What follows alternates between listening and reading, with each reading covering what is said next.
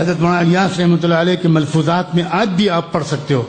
حضرت مولانا الیاس فرمایا کرتے تھے یہ محنت ان لوگوں کے لیے نہیں ہے جن تک دین اور دین کا علم کتابوں کے ذریعے، رسالوں کے ذریعے، علماء کی صحبت کے ذریعے پہنچ سکتا ہے.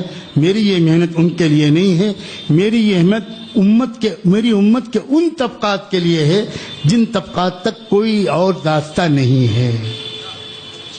اور یہ جتنی 3 طلاق جیسی بےہودہ حرکتیں ہو رہی ہیں یہ زیادہ تر امت کے اسی طبقے کی طرف سے ہو رہی ہیں. لیکن آج حالت یہ ہے کہ ہم آرام پسند لوگ، ہم عافیت پسند لوگ، ہم سہولت پسند لوگ، ہم بالکل عیار و مکار لوگ، ہم جماعت میں نکلتے بھی ہیں تو وہ بستی اور محلہ چننا چاہتے ہیں جس میں مسجد میں ایئر کنڈیشن لگا ہو. یہ محنت ان لوگوں کے لیے نہیں ہے. ان تک تو اور طرح سے دین پہنچ جائے گا. ہزاروں سلام ہوں حضرت مولانا الیاس اور ان جیسے تمام علماء ربانیین پر کہ جنہوں نے یہ محنت شروع کی تھی ان کے لیے، جو دیہاتوں میں جھگی جھوپڑیوں میں رہتے ہیں، مزدوری کرتے ہیں، رکشہ چلاتے ہیں، ان کے پاس یہ وقت موقع نہیں ہے کہ وہ علماء کے پاس بیٹھیں اور مدرسوں میں پڑھیں. جو کھیت میں مزدوری کرتے ہیں ان کے بعد دوڑ کے جایا کرتے تھے حضرت مولانا الیاس رحمۃ اللہ علیہ. اور کسان کھیت میں ہل چلا رہا ہوتا تھا اور وہ داعی بندہ کھیت میں پہنچ کر کسان سے کہتا تھا بھائی آپ ہل چلاتے رہو، میری بات سن لو، ہل چلاتے رہو میری بات. یہ ان کے لیے تھا.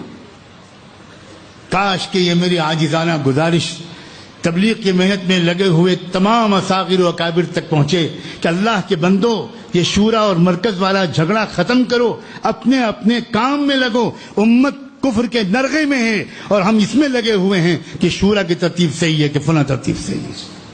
کیا ہو گیا ہے ہم کو؟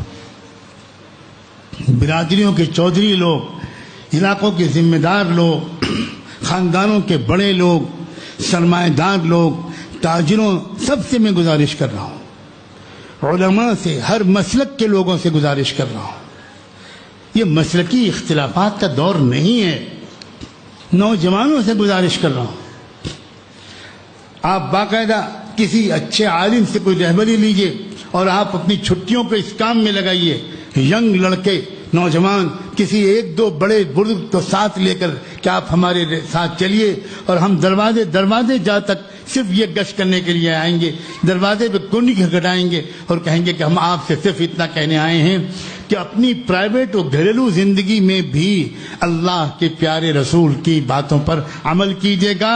بس اتنا کہنے کے لیے آئے ہیں. جزاکم اللہ. آپ نے شکریہ کہ آپ نے اتنا کہنے کا موقع دے دیا اور آگے بڑھ جائیں. دیوانوں کی طرح یہ آواز اگر ملک میں لگ جائے تو انشاءاللہ اس وقت کے ابلیس کو پچھتانا ہی پڑے گا. آپ پانسے کو پلٹ دیجئے، آپ وار کو پلٹ دیجئے. آپ میدان جنگ میں ہیں، آپ مقابلے کے میدان میں ہیں. مت بھولیے کہ آپ مقابلے کے میدان میں ہیں.